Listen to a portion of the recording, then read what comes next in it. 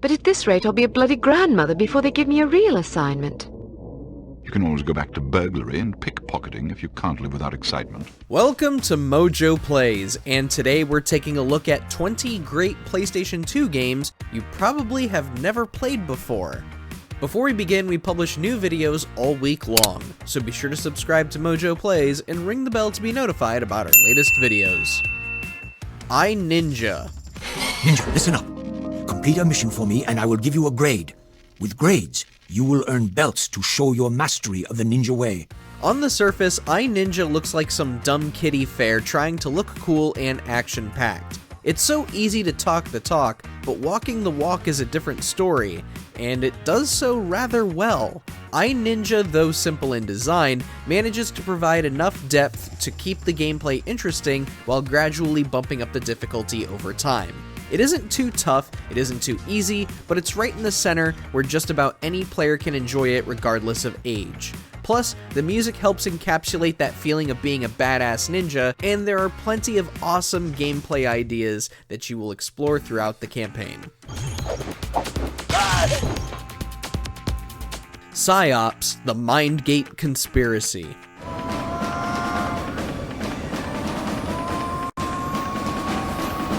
Don't be fooled by the look of PsyOps. While it does look like another one of those bizarre shooter games like Fear, or one of those clunky third-person action games like Blood Rain, there is much more than meets the eye. As amnesiac spy Nick Scryer, you will utilize a variety of psychic abilities to bring down a malicious terrorist organization. Thanks to the then revolutionary physics engine Havoc 2.0, PsyOps allows you to create the ragdoll power fantasy of your dreams. Let loose, have fun, throw every enemy and every object you see, and turn them into your plaything. You sick, sick psychopath. Mindgate's proud of you. Rumble Racing.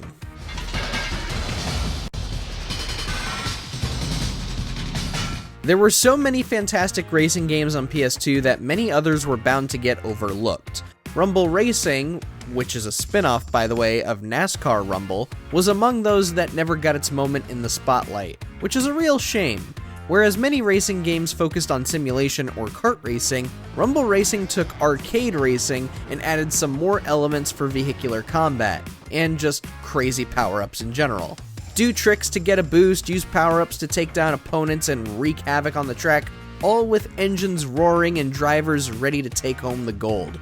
Why EA didn't try to advertise this more is beyond us, especially given the critical praise it received at launch. Slow down and smell the roses, Bubba. Chulip.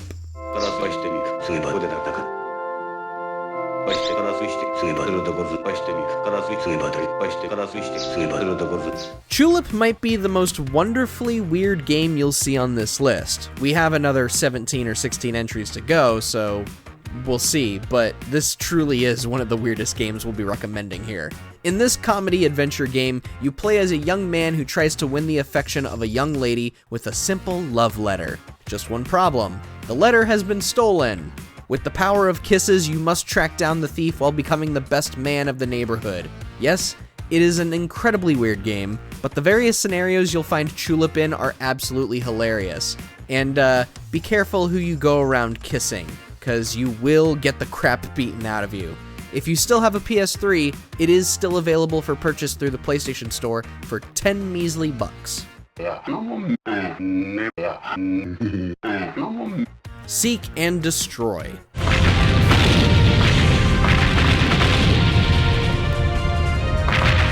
Tank games are a dime a dozen these days, but before online gaming became a staple of console gaming, there were some awesome tank games. Seek and Destroy was among the best and most underappreciated. This was the tank game to play on PlayStation 2. In addition to a fun campaign and solid gameplay, Seek and Destroy boasted more than a whopping 100 tanks for you to commandeer and blow up enemies with. With destructible environments providing only temporary cover, this game demanded a good balance of strategy and total warfare on your part.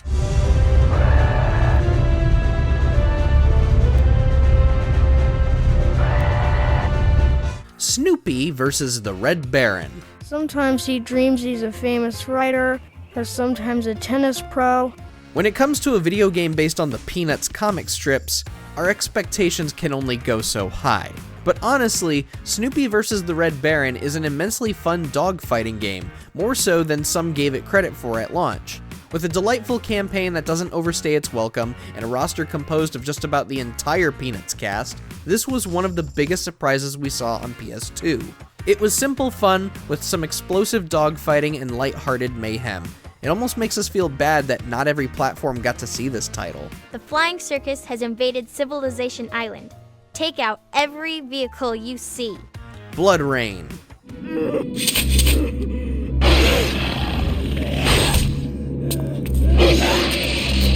Unlike many other games from the early to mid 2000s, Blood Rain has had the fortunate opportunity of finding new audiences thanks to getting a couple of remasters for modern hardware. Why is it worth your time? Well, you get to play as a sexy half-vampire lady with some crazy brutal powers. You can even use dudes as a meat shield as you're sucking their blood for your own health.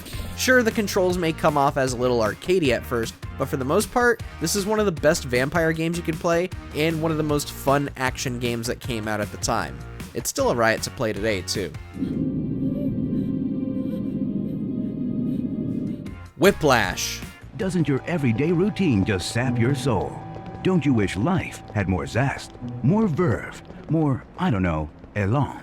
Whiplash has got to be one of the most out-of-pocket games we have ever played. In this action platformer, you take control of Spanx the Weasel, yes, that is actually his name, and use your buddy Redmond the Rabbit to bash scientists, destroy various equipment in the facility, and solve puzzles as you try to escape.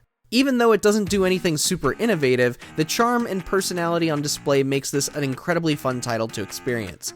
It's just such a shame that Whiplash never got the attention it truly deserved.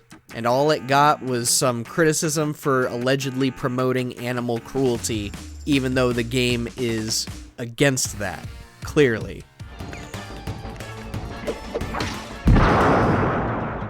Looney Tunes back in action. Ha ha ha! Soon the whole world will be helpless before me. Watch as I transform you into my singing slaves with this. While we're on the subject of cartoon animals, Looney Tunes has seen its own helping of excellent video games. On the PlayStation 2, we did have Space Race, but the game based on the Looney Tunes Back in Action movie was truly loony. Rather than follow and adapt the flick beat for beat, Back in Action was like an evolved Time Busters. Explore wondrous environments as Bugs or Daffy in your quest to retrieve the legendary Blue Monkey from the evil Acme Corporation.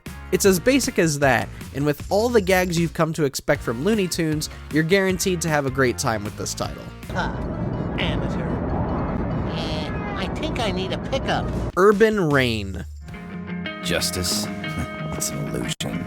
Throughout the PS2's lifespan, Namco tried desperately to take the refined combat of Tekken and turn it into a beat-em-up. Say what you will about Tekken Force in Tekken 4, but Urban Reign got the closest to nailing it. With original characters and 2 Tekken guest characters, Urban Reign brought a fresh new cast and setting to potentially sell the idea. While many did not bite, those who did found a brawler that was immensely fun to play with friends. Yes, the controls do take time to grasp, but once you get the hang of the basics, you'll be beating down thugs in no time. Perhaps with some more depth, it would have garnered more attention.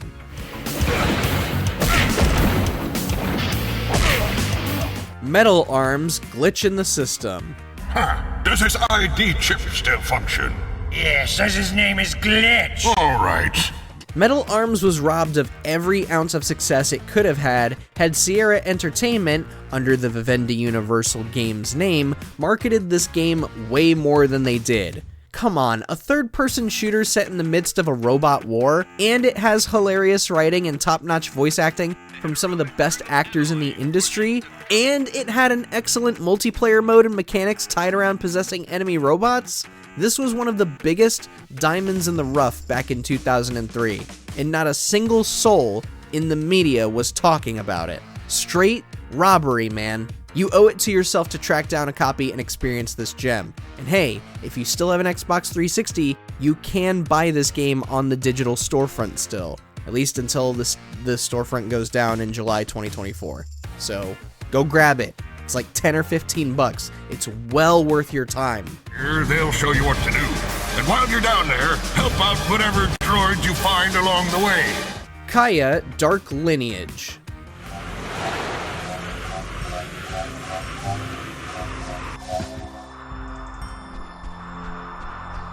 Atari was really struggling throughout the 2000s, but among the many middling titles they shoveled out was a treasure worth digging up. Kaa Dark Lineage was their attempt at an epic action-adventure game where a young woman uses the elements of wind to explore, solve puzzles, and fight bad guys. It was perhaps their most creative title the company had put out in years, and unfortunately, it did not receive much attention from the press. As for customers, who can say? Sales numbers were never given out for Kaa Dark Lineage, and so many slept on what could have been a cult classic.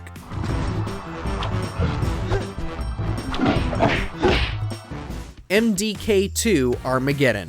Sadly, it was not to be. Kurt was employed as a janitor for Dr. Fluke Hawkins, eccentric man of science. The messes were large, but the pay was good. So when Hawkins left, Kurt followed. This might be one of the weirdest shooters we have ever played. Seriously, where else are you going to find a six-legged dog sporting pistols and 4 arms? MDK2 boasts an immensely fun campaign where you take control of 3 characters, each with their own mechanics to change up the way you play. Whether you like platforming, shooting, or puzzles, MDK2 offered up plenty of exciting scenarios and ways to play. And hey, when you manage to outclass your own original PC iteration, you deserve the praise. We only wish it had sold more. Maybe we would have gotten an MDK3 by now. You're the man for the job! Max and I will help if we can, but for now it's up to you! Jinkies, I'm so proud! Roadkill. Oh, you messing with the wrong asshole! Shut up, bag. Many of us hardcore PlayStation fans will forever lament the cancellation of Twisted Metal Harbor City, which was to take the franchise into an open-world format much like GTA. But Roadkill managed to carry that torch and serve up an exhilarating package. Drive around Hell County and bring an end to the sinister gangs that have taken over the isolated district. Along the way, you'll compete in races, bulk up your car with a variety of weapons, and of course, meet some of the deranged faction leaders. It was twisted, it was metal, and it was one of the most fun vehicular combat games we had played at the time. Still holds up today.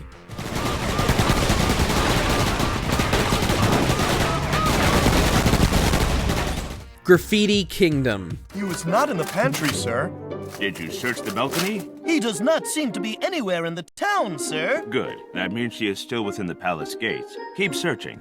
There were a few make-your-own-game games floating around during the PS2's lifespan. Of them all, Graffiti Kingdom was one we wish more folks gave a try.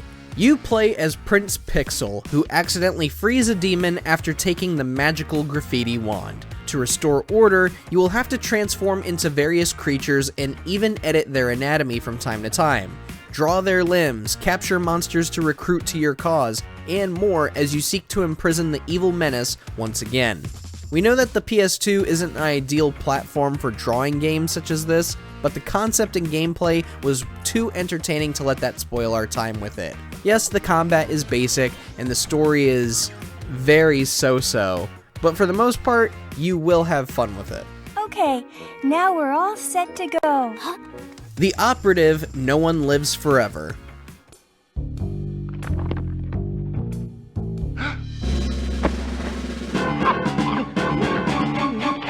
We don't really get a lot of zany spy thrillers in the gaming market anymore, much less any that are like The Operative. Inspired by 1960s spy movies, players take on the role of Kate Archer, a secret agent working under the Unity organization who travels the world fending off mad geniuses hell-bent on global conquest. With excellent gunplay and imaginative gadgets to use, The Operative saw some unfair reviews when it was ported to PS2. Yes, the lack of multiplayer and quick saves did hurt, but it was still the same fantastic FPS we saw on PC. We dream of the day this game and its sequel finally get ported forward to modern hardware, or at the very least get a remake with modern controls. Agent Archer, what does HARM stand for? I haven't figured that out yet. See if you can't find out. And be careful. Oni.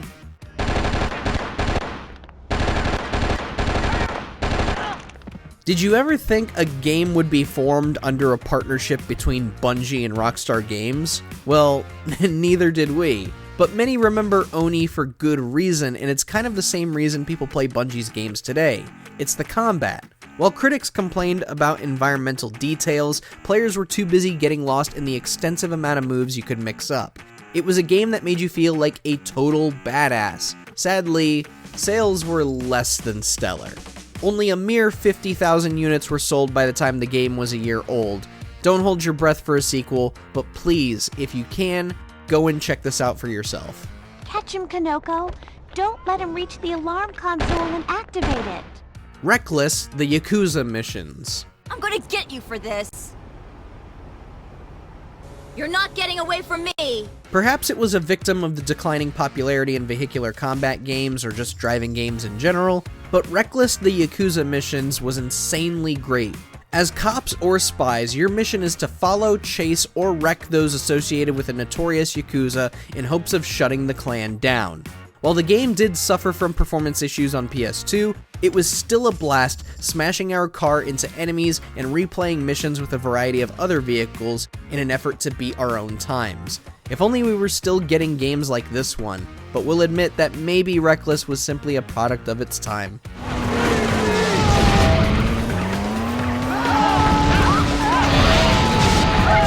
Gregory Horror Show. Perhaps you've somehow managed to lose your way.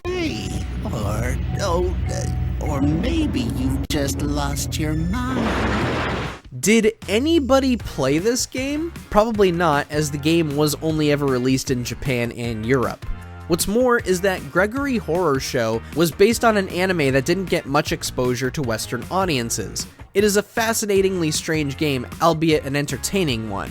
Sneak up on and chase down various characters to capture their souls.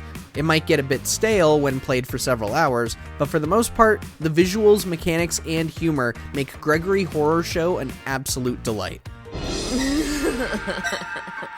I heard that. Grimoire. You will learn the knowledge to properly take over for us weary magicians. Sir, am I going to be your apprentice? Did you love 13 Sentinels, Odin's Sphere, or Dragon's Crown? Then you absolutely must. You must play Grimoire, as it was one of Vanillaware's very first games, and it was exceptional in every way. Unfortunately, its late release on the PlayStation 2, just as the PS3 was taking off, caused it to become a massive commercial flop. In this game, players can command groups of mythical creatures to save their school of wizardry. In between these missions, you will meet various teachers and fellow students with their own personalities and stories. Of course, Grimoire also boasts some of the most breathtaking artwork Vanillaware has ever put out. If you haven't played this one for yourself and you really want to, Grimoire did get a remastered version in 2023. It's called Grimoire Once More, and you can find it on PS5, PS4, and Nintendo Switch. Go check it out. So you're the magician today? This better be worth it. There are some demons around, but don't worry. The fairy's arrows are strong. Which PS2 game do you feel no one got to experience? Did it make our list? Let us know down in the comments below, and be sure to subscribe to MojoPlays for more great videos and more great recommendations every day.